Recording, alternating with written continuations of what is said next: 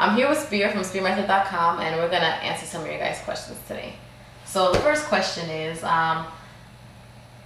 what is plowing, basically, and how do you, the first question, Speer, is how do you keep plowing? Basically, how do you keep the conversation just moving? Well, the idea of plowing is never giving up. And you just talk about whatever. One of the easiest ways to do it is either ask open-ended questions that evoke some type of emotion or reaction from the girl, or is just feed off of each other's conversation.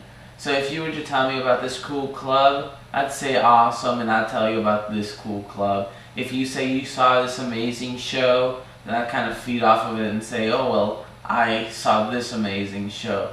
And that way we kind of feed off of each other in a conversation, and it's a mutual conversation instead of this you have to talk 90% of the time bullshit. Because you want to be involved. So just never give up. Continue talking. Okay, so what's LEI, and how is it able to stick to the emotional and instinctual notes? Well, LEI is the Speer method, and essentially it's the system we follow.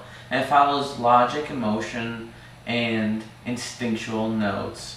And the way it works, the way you actually want to do it is, women are very emotional, and the way you want to stick to it is by drawing something that you know is emotional, whether it's sadness, anger, happiness, love, relationship, anything that you've ever gotten emotional about. Think about it and really digest it. And anything that you've gotten emotional about, or you've seen other people gotten emotional about, just talk about those topics. It's pretty simple.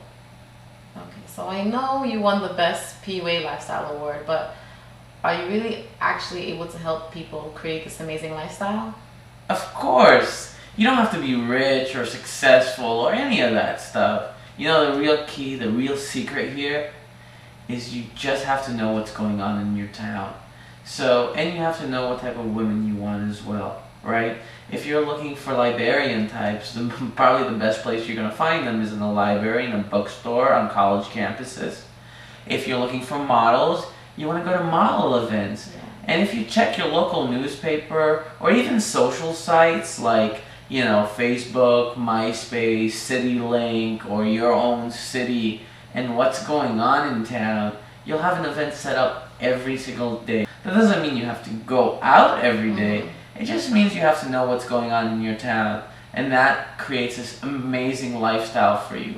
The other thing is, you also want to talk to the bouncers and bartenders and promoters and go-go dancers and anyone that's working the venues you go to, so you can kind of get familiar with them, and then when you walk in, everybody kind of knows you, and you're like the star in that setting, and that helps create this amazing lifestyle and cultivate you as a cool guy. Okay, so we all know that you have this theory of damage control. So can you just explain a little bit about it to me, and tell me why you would use it when communicating with women? Well, damage control essentially is based off of rational emotive therapy, and let me explain it. It goes, the ABCs of damage control is, first A is the activating event. This is basically what you did to cause the damage in the conversation. B stands for the behavior you get from whoever you're talking to. C is the consequence. The consequence is the reaction you're going to get, and basically, like, if I call a girl fat, she's going to get mad, and I'll see it, right? That's her immediate behavior. The consequence is she'll probably go tell me to go screw myself, right? So D stands for disputing. Disputing what I just said changes E, which is the effect. So how would I dispute calling a girl fat? I don't know. Well, let me explain that to you. At one time, I was talking to this girl, and she told me she was a model, and she said she didn't like it. And I said, why don't you like it? And she said, well, because I feel fat.